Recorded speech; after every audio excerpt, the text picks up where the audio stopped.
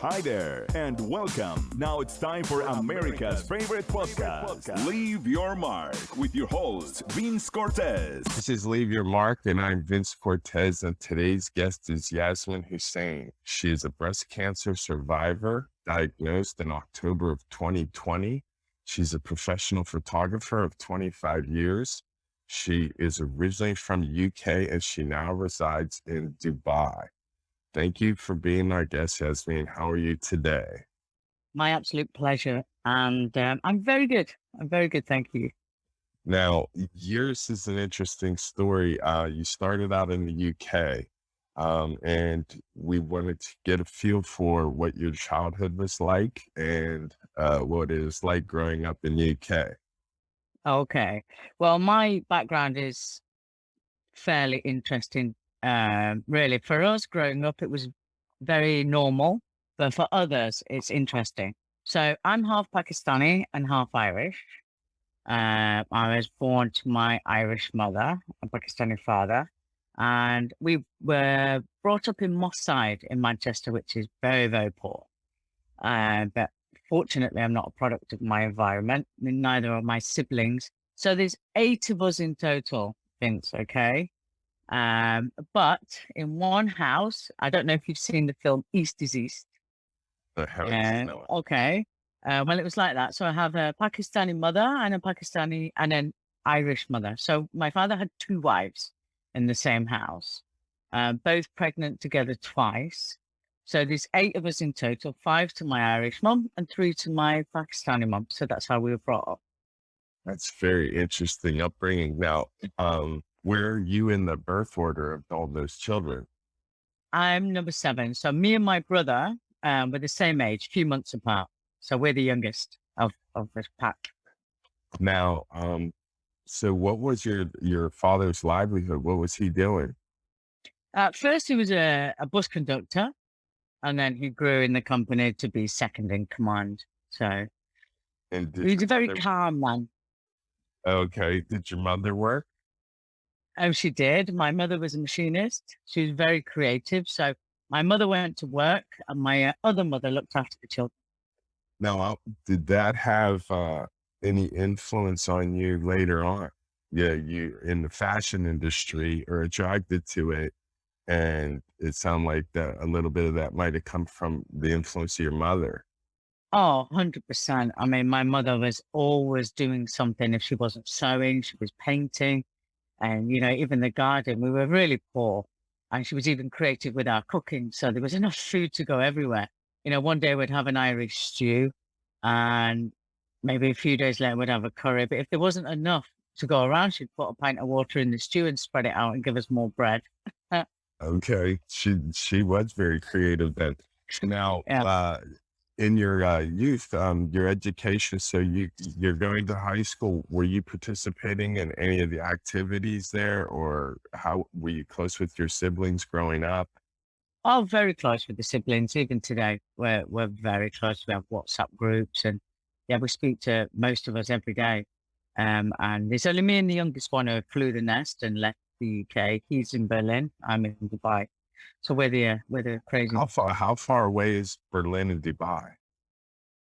I think about 5 hours because my brother was with me a lot during because he had a free pass to come during like COVID when I was ill. So yeah, he was there a lot.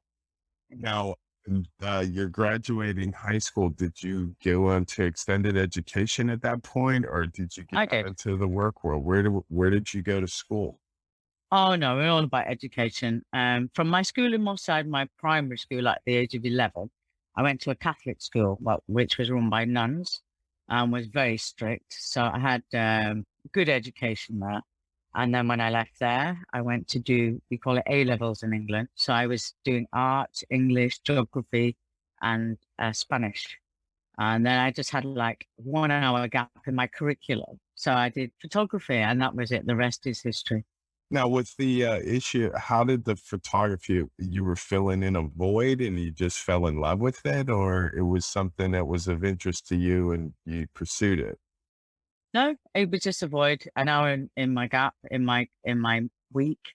And one friend was doing it. So I said, yeah, I'll fill it. So let's do it. So what was your experience then? You go in there and what was the influence to then pursue it as a career? Because you could just be creative, learning how actually photography became photography and how it all started and with, pinhole cameras and in the lab and printing. It was just creative. And in the studio, you had carte blanche to do what you like. You were given things to do, and then your brain could explode. And So, yeah, I fell in love. I dropped everything else and just concentrated on photography. well, your work is really impressive. I most like the lighting that you use, both in the black and white and your color. I mean, you're definitely on the top of your game as far as your profession and your creativity. It's in the DNA. Hearing your story from your mother. So here you are. You've moved into Dubai. Now, that was at what point in your life did you decide to go to Dubai? I split up with my boyfriend who I was with for 10 years, 12 years. And I was like, right, that's it. Cause we kept going off and on, off and on. So I was like, do you know what? I'm going to go and see if I like Dubai. And I said to one friend who said this, I said, do you want to come? He said, yeah, let's go. So we went and that was it. I fell in love with it. I came home, I researched how could I open a studio, how it works. I came back, I got back with my boyfriend. We got engaged in the Burj Al Arab. But I said, I'm still doing Dubai. He said, it's okay, we'll fly back every month. So, yeah, researched, signed, moved out. This was March. In September, I moved out, opened in November. Connect with us on LinkedIn. Be our friend on Facebook. Follow us on Twitter and Instagram. You are listening to Vince Cortese. We just want you to leave your mark. Well, you have a studio there, and your routine sounds pretty full as far as how many people you got coming in and your routine of shooting. And I was admiring your work ethic. So in this process, you're being a photographer 25 years. How does the information or how do you find out that you have cancer? I didn't think something was right. I had breast implants 3 years ago, and I wasn't happy with my right one. So I kept going back, and then the surgeon redid the right one, and I still wasn't happy. And then it was Breast Cancer Awareness Month. And since I've been in Dubai, I've always done the photography to support breast cancer every year. So I knew the doctors anyway. So I phoned one, and because it was Breast Cancer Awareness Month, I just went in. I said, Sarah, can you just have a look at this? Anyway, yeah. The next day, she was very quiet. She was like, yes, yes. And then the next day, the phones wouldn't stop ringing. But I said to my staff, any number that comes in with 04, which means a landline, don't give to me. I'm not here, because I knew something was major happening because they wouldn't leave me alone.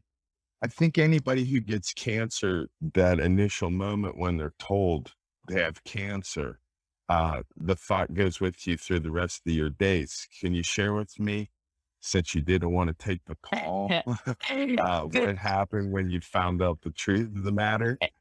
If I tell you, honestly, you'll never believe it. So they finally get hold of me, and I've got Sarah's mobile number. There's a doctor in my phone, and she phones me from a different number. And I'm in my studio, and she said, Yasmin, you really need to come in. We need to. I said, okay, okay. She said, how about Monday? So I opened my diary, and it's completely blank. I said, I'm really busy. I'm really busy. And I laugh about it to this day. Anyway, I finally go in, and my friends force me, and they will never leave me to go an appointment alone from that moment on because they don't believe me. So when they finally told me, one friend, Jamila, was with me. She said, yeah, Yasmin, you have fairly large tumor and it is cancerous. And I just said, oh, right, okay. And I said, I pointed to my friend. I said, well, she's got bad eyes anyway.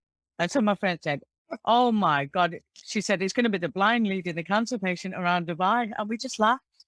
And that was it. Now, you obviously you've been diagnosed. You kind of water off the duck's back there, laughing it off. No, What was you drew. What was your thought? Like, how were you going to address this? Did you decide, okay, I'm going to go into treatment right away, or uh, what were you? What was your decision? Yeah. No, I was like, I'm not telling anybody because unfortunately, Vince, 2 years ago in May, my sister died of exactly the same thing, the same to the T. HER2, blah, blah, blah, blah. Exact. So I'm like, oh, am I going to tell my family? So anyway, we met a lot at the bar every night, my friend and I, where we live on the beach. And finally, she said, I've got to tell them, yes. So we told them. My nephew lives near me in Dubai, and he became, he took it like a gentleman, and he was supportive all the way, and like an adult. And so yeah, so then we decided to take it head on. And like on my Instagram post, um, my friend said, you really need to start posting, Yas, make a page because you're so positive and you can maybe help some people. So we started. So the first one was in the clinic after I think my third visit. And she said, how do you feel, Yas? I said, I just feel like a right tit.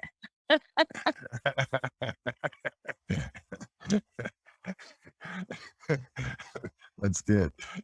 You're, So we just laughed. you.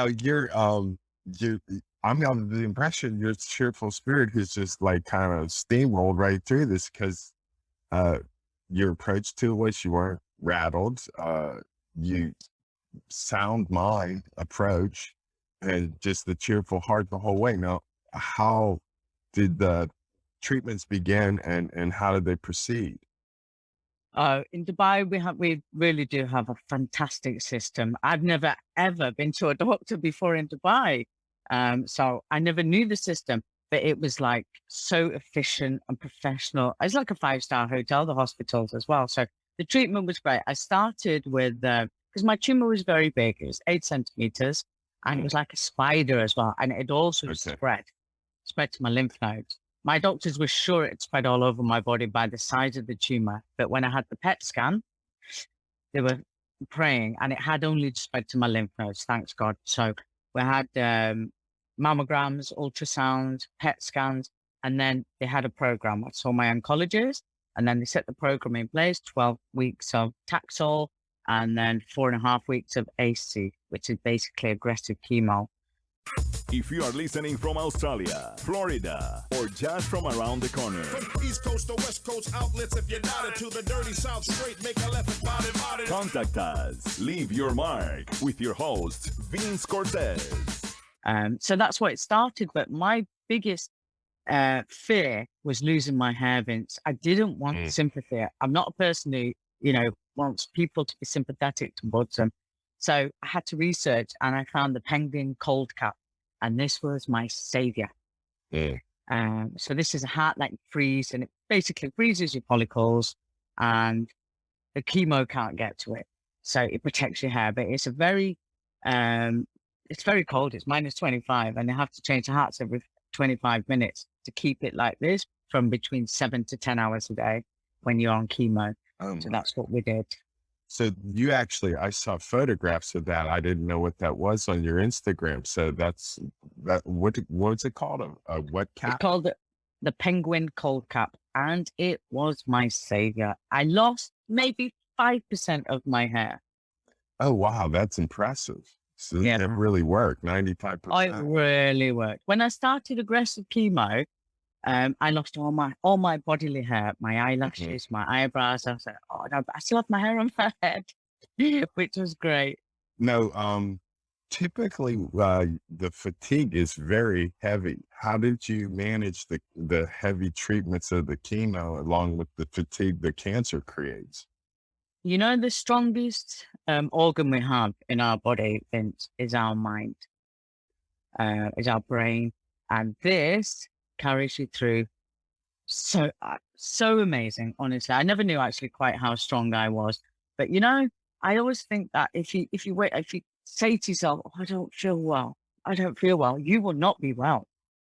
But if you Yes. tell yourself, no, I'm okay, come on, get up, let's go, you can do it. Sometimes now and again, you have to listen to your body and you go, actually, I'm a bit tired, you know? So this is how I dealt with it. And not that I'm promoting drinking or anything, but when I come back from chemo, I'd be like, can I have a glass of red wine, please? It's a part of your piece. If that helps Yeah. set your mind, and I agree with you. Having your mindset in the right place is everything when you're going through this process. So, Yeah. now you just finished your last chemo treatment. Is that correct? Or you almost? No, I finished chemo, and then I had a break for 4 weeks, I think it was. So I went to the Maldives with my friends, and then I came back and I had 1 day, and then I had a double mastectomy the next day, and my lymph nodes removed. And then I had a break, I think, of 4 or 5 weeks, and then radiation every day for 5 weeks. So I just finished on Thursday. I had a double set of radiation on Thursday, and then I flew to the UK on Friday morning. We need to ring the bell. Absolutely. Time to ring the bell. So Oh, yeah. this is amazing. So your spirit is just, I can feel you coming through here, and I completely get why you would have healed from this. So what I'm going to ask you is, if we were having this discussion 3 years from now, and you were looking back over those 3 years, what would have to happen to you personally, professionally, for you to feel happy with your progress? Me right now? Oh, if you look at my Instagram story right now, my friends have posted and tagged me, and I've added it on my story. Now the mission is, now we find a husband. It's 3 of us. Full circle. 100%. This is it. 100%. I won't be working 7 days a week anymore. That's for sure. Even though I love my job, I also have a makeup school, but I have people now, take over. It's fine. I don't need to be there all the time. So when I look back in 3 years and I go, yeah, I've got my husband. I don't work as hard, and I'll just chill. I'm playing more tennis. Well, Dubai's not a bad place to find a husband. It depends what you want. Now, I think you just become a little bit more open, because we all get focused on work. In Dubai, like anywhere really, we work hard and we play hard. But now you just like, it's kind of like your eyes have opened, Vince, and you're like, wow. Yeah, life begins to get more full the older we get. If you have a story to share, tell us, how are you going to leave your mark? Contact us. Leave your mark with our host, Vince Cortese. Be our guest. I have another question for you then. Specifically, what dangers do you have that need to be eliminated now? What opportunities need to be captured? And what strengths of yours do you need to maximize? I'm quite happy with my strengths, but I need to be more persistent about me not working so hard. And for your second question, the opportunities and what to do, since and during all my treatment, it's been an amazing journey of opportunities and doing things I've never done before, and also bringing all my friends together who've never met. And I have an amazing team of friends, really, I do. And during this time, they booked it and surprised me, the longest zip wire in the world. Wow. I've done a skydive, loads of different things like that. We just went to Santorini for a holiday. Loads of things we've done that I wouldn't have done before, because now you just need to seize the moment.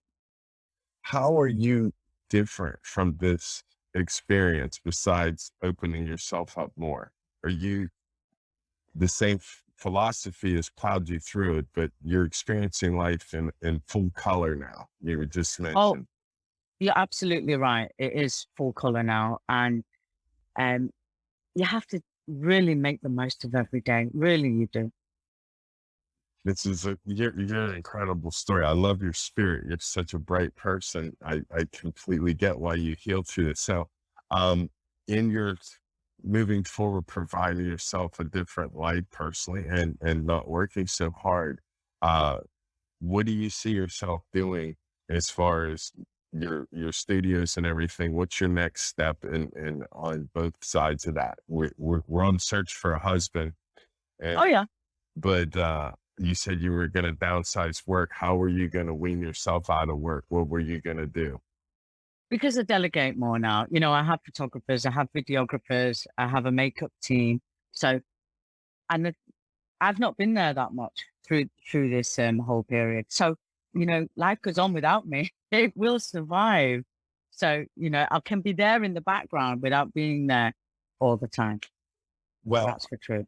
I have to ask then, as all guests come on the show, how would you like to be remembered? How would you like to leave your mark in this world?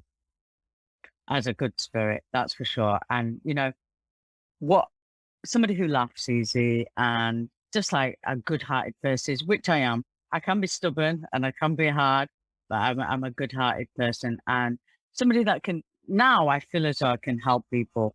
I have a lot of people contact me through my Instagram who are really going through a hard time, who had gone through what I am doing now. I have people even in San Diego and Tennessee, asking me about this and that. So I feel as though I can help people now in that respect. Actually, even with the Penguin Cup people have asked me to be the UAE representative for it. I said, of course I will.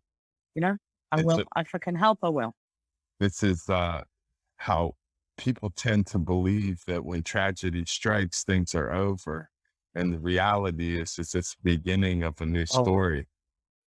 And you're living proof of it. It almost as the photography struck you, the cancer passing through your life experience, you elevated your experience in this world another level again. And you're a testament to how this should be addressed. And I'm so glad that you gave me some time to come on the show. And God bless share you. your It's my story. pleasure. So I want to thank you for coming by. I will also would like to provide for my audience, when we post this on social media, your content. So can you tell me on the recording here where we can find you and your social media Sure. information? My Instagram is Yasmin Hussain Journey.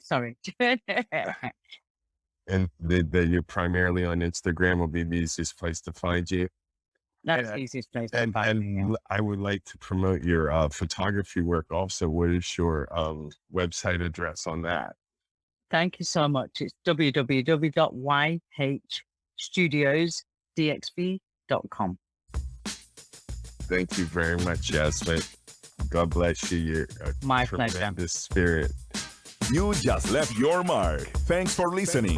Listen to more episodes on demand. Just click Leave Your Mark with Vince Cortese.